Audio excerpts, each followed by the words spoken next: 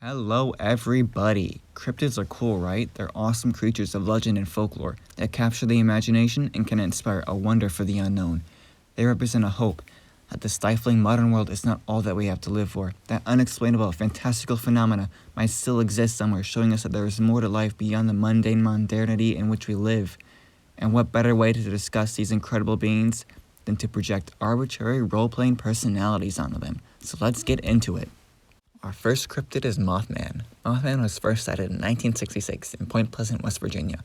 He has become one of the most well-known cryptids. He's commonly seen as antagonistic or associated with various disasters, but I think he's misunderstood. The first sighting occurred near an old munitions factory called the TNT area. It's described as one of the most toxic places in the US, and the area is covered with collapsed tunnels, making it very unsafe to be in. I think Mothman was just trying to protect the two couples that first saw him from a dangerous environment. They first sighted him standing near the TNT area by the road, but never attacked them, only chased them. Sightings continued until the Silver Bridge collapsed, which connected West Virginia and Ohio. He's been called an harbinger of doom, but I doubt he was involved with the bridge. And if he was just protecting the rest of the country from West Virginia. So he's a hero in my book.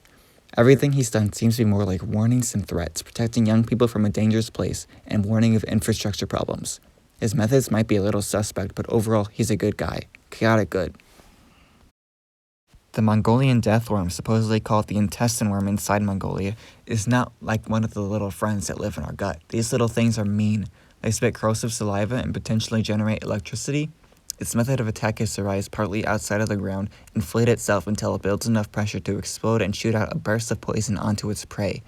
It's supposedly an instant death from contact, but does have a number of strange deaths attributed to it.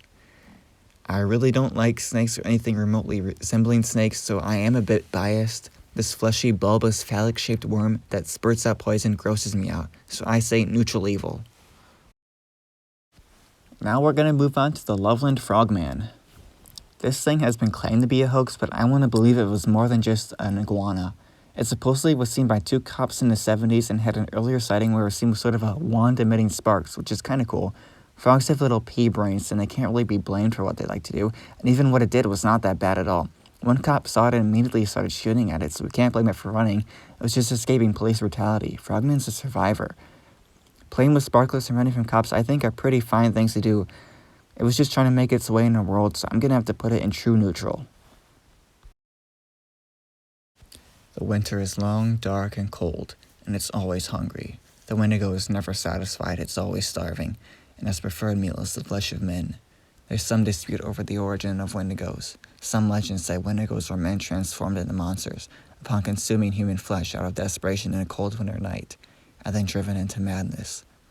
Others say they are evil spirits set upon wreaking havoc in the north woods, but the cold is always with them, and their hunger is unquenchable. They have a conscious awareness of what they're doing. They can create strategies and have intentions to kill whoever they can get their hands on in vain attempts to satiate their hunger. Chaotic evil. Now let's look at some kitties, the British big cats. These felines have been sighted in Britain for centuries, and they're one of the more attested for cryptids out there. By all accounts, they mostly just seem to mind their own business, just cats doing cat things, but there have been some reports of attacks on people, and it's not a good look if I'm going to be honest. Big cats do what big cats do, and lots of other big cat species will occasionally attack people, so it's not outside of the norm. And I don't think an animal can really be blamed for its behavior, so I'm just going to have to put it in chaotic neutral. Well, that's the beginning of my cryptid alignment chart. Thank you all for watching. Maybe like and subscribe. I'm just starting up on YouTube, so hopefully this is the beginning of something great. Thank you all, and stick around for part 2.